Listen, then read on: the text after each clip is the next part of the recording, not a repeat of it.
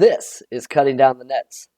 Let's talk hoops. Let's break down some matchups. We've got a good pool for Saturday, so let's get into it. For the year, 55.7%. If you're new here, what we do is we take the adjusted efficiencies, heavily weight recent play, and mash those up to create a pool to choose from. We then go game by game through that pool and find reasons that teams could outperform those median projections or risk associated with falling short of those median projections. So here's what Saturday looks like.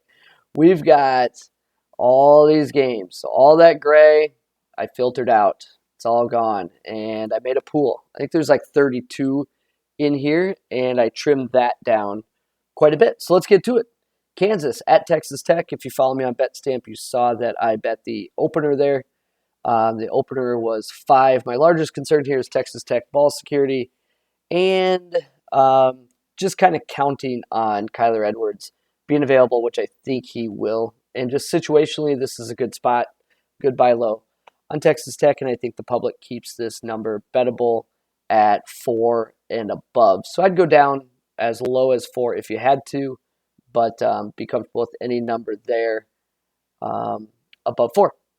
Vegas, you broke my heart in this game. Oklahoma versus Iowa State. Iowa State's been living off dribble penetration, which is pretty much impossible to do against a Porter Moser team. And I just don't feel like paying the premium of 6 points. Man, I thought we'd get like a 3. So the reason this is red is because your mind is not playing tricks on you. This is a personal game for me. Iowa State is fraudulent, and I don't care that my model says that they could keep it under the 6. I think this is just an awful spot. A definite sell high for Iowa State. I'm just disappointed that we didn't get a good number. So as of right now, I'm sitting that game out, but I put it in my monitoring section. Wazoo, Utah. So the reason I even cover these games that are gray is perhaps you watch these teams, perhaps you know these teams, or perhaps you want more action. So just because it's gray, I'll explain why it's gray for me. Doesn't mean you might see things differently, or maybe it will steer you to go dig into that matchup where you don't like how Utah's playing, or you don't like how Utah matches up with a team like this. So Wazoo at Utah. So number one, it's their back-to-back elevation game. They played at Colorado on Thursday, so I don't like that. Utah predictably ran out of three-point luck defense. That's kind of why they've slid recently. So I just think they kind of leveled off there, and this one's pretty fair to me. I don't see the edge. The reason my model's showing the edge is due to Utah's recent defensive efficiency, which I explained, I think is due to them just kind of running out of three-point luck. Florida Auburn. Look, it's 8. Other sites have it 9, 9.5. I have it 11.5. I just feel like you're buying Auburn at a ceiling here and selling Florida at their floor. So I'm just going to pass situationally, but would not be surprised. And with things like this, if that game starts off with, Florida just banging and like a live -4 pops up, go for it. It's fine. It's fun. Arkansas, Texas A&M. I bet this not because I felt as strongly about it as some of my other plays, but more I just felt like the line could get out of hand. Typically, when you're sitting on a pick'em, before you know it, it can be 1.5, 2.5, and I wanted to attack this Arkansas team on the road. After digging in, I think both teams are likely inflated here, and neither are as good as people think. But it's still a play against Arkansas, and I like the home game for Buzz's crew here. So I would say good, not great. I've already bet it, and I don't have regrets about that, but just a heads up there. Oral Roberts at Western Illinois. Western Illinois is susceptible on the perimeter, and Oral Roberts has found some defense recently. They also hold a major offensive edge, and I think they can neutralize T.O., So turnover and free throw rate advantages that Western Illinois has against other teams. So what I'm trying to say here is this is a bad matchup for Western Illinois. And on top of that, it's a good perimeter matchup for Oral Roberts. I also like the pace here for the type of game that Oral Roberts plays. Don't love that it's on the road, but I'm okay. -2 is no big deal. Please note Ken Pom is 1. So what that means is it's possible the line comes down. Purdue, Penn State. Purdue's defense looks absolutely broken. I'm just not ready to overreact quite yet. I'm getting close, though. I'm getting real close. The most maddening thing is just how misused the personnel is and the minutes distribution. And look, Matt Painter knows way more about basketball than me, but man, to get either Zach Edey or Big Trey, like 22 minutes a game, just it's hard to fathom. And by running your entire offense through the bigs and never adapting to that, you have neutered Jaden Ivey and capped his ceiling. And it's just incredibly frustrating to watch. I think it was someone pointed out that Jaden Ivey would probably be averaging like 24, 9, and 7 on like Arizona's team. But he's got Matt Painter using him to feed bigs and not even the right bigs on the floor. It's so tilting. So, model shows slight value on Penn State, but I am not ready to fade Purdue quite yet. UCLA and Cal, this will be UCLA's second game in 27 days. So I bet the opener of 9 just purely on the number itself, not necessarily the matchup. Should be a grinding game, lots of jump shots. Really just hoping for a little UCLA rust here. My boys, my Providence, my Friars got absolutely rolled against Marquette. And next up is another fast pressure team yet again. Something to note here is Champagne is officially back for St. John's, and most of the data that would skew this to a play would be games where he was out. So something to note. Wichita State and Houston. By the way, I think Providence, I kind of want Providence to get rolled, and then next game is at Creighton. I think that'll be the bounce back spot. Just a little foreshadowing there. Wichita State, Houston. I looked ahead. Houston might have like one more single-digit spread before their conference tourney. So let's just get used to big numbers with Houston. Never feels like they can cover them, and they usually end up around the number. Just a solid basketball team. Don't know if their injured players are back yet. Pepperdine Gonzaga, this shows as slight value towards Pepperdine, but they play fast enough that I'm a little worried at the amount of possessions that you give the Zags enough possessions and you got some problems. And look, Gonzaga hasn't played because no one in the WCC has played, but I mean, it's just crazy how quickly we forget about teams. Like a month ago, it was like, why are we playing a college basketball season when Gonzaga is the best team? And now it's like people forgot they exist. It's crazy. All right, Florida Gulf Coast, Jacksonville. We'll really get nerdy here. This is 100% a play on Jacksonville's turnover advantage. So digging into Ken Pom's, it's the opponent tracker. I can show you actually. That's probably a good idea. Let's just show you. Let's pull that over. Pull up Jacksonville so you can see what I'm talking about. Okay, so when you're in KenPom and you get to a team page, so here are the Finns. We're going to go to their game plan. That's what it's called. So I'm betting on them to force turnovers in this matchup.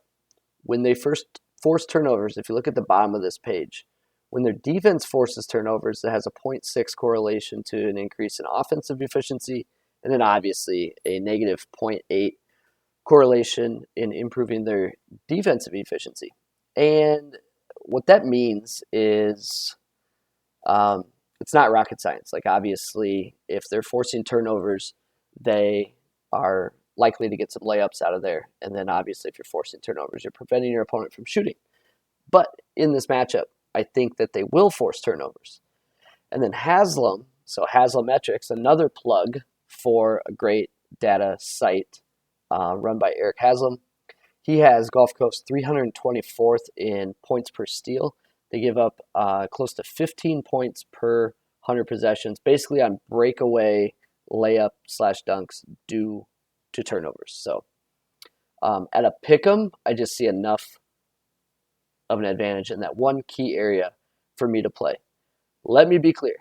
Jacksonville has plenty of flaws. Offensively, not a great team. So this is an angle that I'm taking on this game, and I'm comfortable with it. Duquesne and Umass, two poor defensive teams. Neither have played in a long time, so I looked into this. It has some matchup advantages, but I just think it's a tad thin on a giant slate like this. Models showed some value on Rio Grande versus New Mexico State. I think the Aggies just have too much inside advantage in this game, so I think that poses a little too much risk to bet on Rio Grande. Murray State and SIU Edwardsville.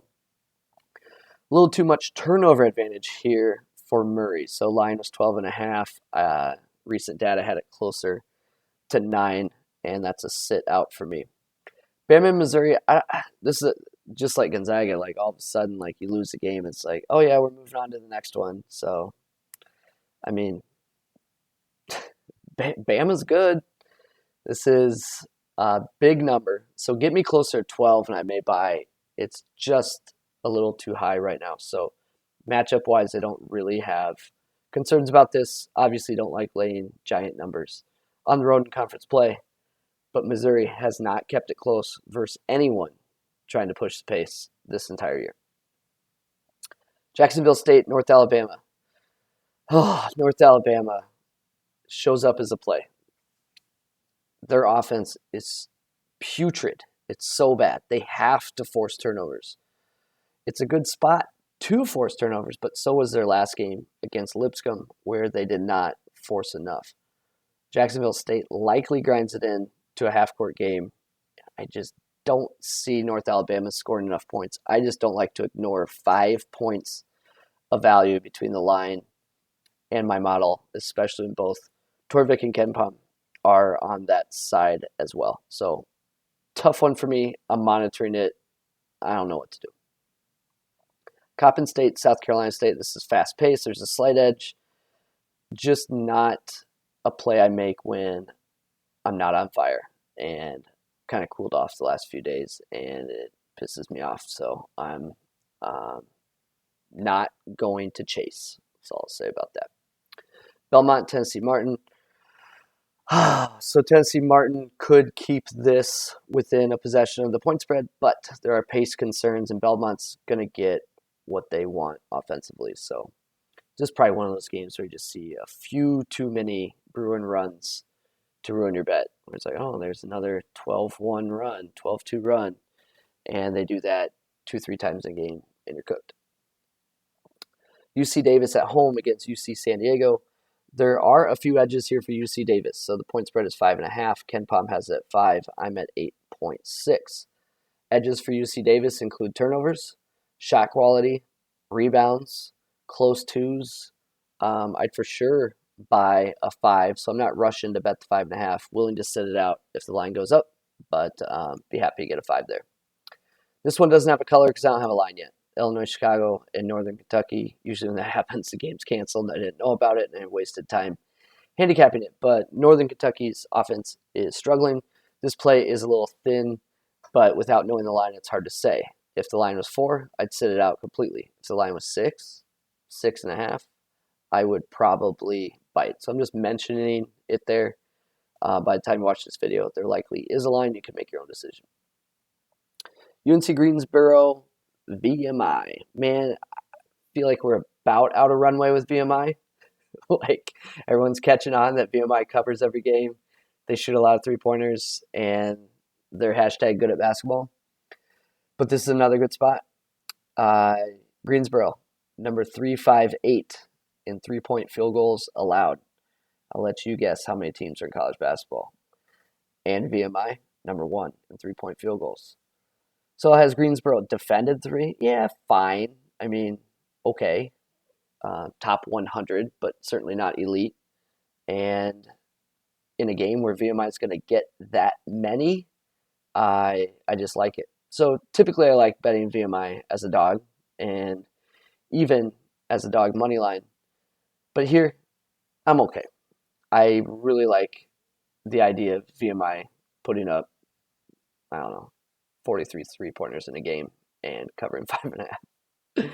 Grambling State, Bethune-Cookman. Just so you know, I look at every game. I'll just point that out. You want to bet on Bethune-Cookman? You bet on Bethune-Cookman. I'm going to pass.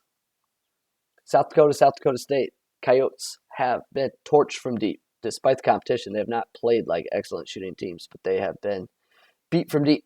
These teams aren't strangers. They've played each other many times. I would need a dip to buy. It's at 15 right now. I have it at 19, Ken Pom 14. Sam Houston State, Abilene Christian. I need to sit out some Abilene Christian games. Man, they just can't score. And there's certain types of opponents that they can get.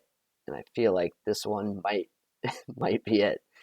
Sam Houston State can turn the ball over. They played a little faster pace. That kind of gets the game going. Maybe a little more transition for Abilene Christian. But 10 points on a team that I have that many offensive concerns about is tough to swallow. So I would need a dip there. Maybe like an 8.5. Give me an 8.5. I'll buy it. I wish there was like a market would be like, I'm buying at 8.5, and then a book can say like, yeah, I'll take your money at 8.5. But I want minus 110, not 140. All right, La Tech, UTSA. Just looking at these numbers, I was going to pass because 13 points on the road, not ideal. However, after digging in, I like this matchup enough, and I'm going to go here. There's just immense edges inside with La Tech, and I think Lofton is going to eat in that game. So I like it. Let's do it. SFPA against LIU. Decent matchup for LIU despite their profile being dragged by Merrimack game where Merrimack went 17 out of 26 from 3. So if you think about that, Merrimack played LIU in their last game, went 17 out of 26 from 3, and my model is still having LIU as a decent play here. So I think you can massage that number safely up to more like 11.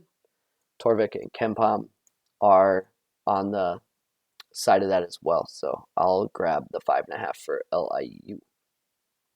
Next up, Dixie State. First, Mark Madsen's Utah Valley.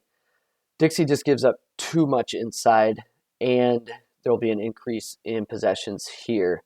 So I like it. 12.5 is a good number for me, and I have it at 18.28. Last 4 games that are gray, and why I'm not looking to play them. I don't trust ULL's offense enough against Little Rock, although Little Rock's defense is certainly bad. Northern Illinois, Toledo.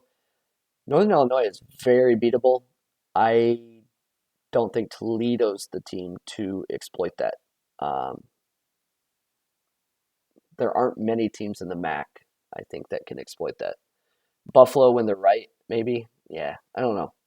So Northern Illinois is very flawed, and they are attackable, but they can be beaten inside, and these MAC teams just like to jack three-pointers. Maybe Toledo will take advantage of it. Who knows? USC Upstate Presbyterian, I had it a little closer. There's just too much rebounding edge, and SC Upstate's defense is like 333rd. I'm just not going to chase on a day like that. And Mississippi Valley State shows up again, the worst team in college basketball. As a value, it is a 19-point spread. I have it closer to 14, but I cannot bet on the worst team in college basketball yet. Let me get on a heater, and then I will.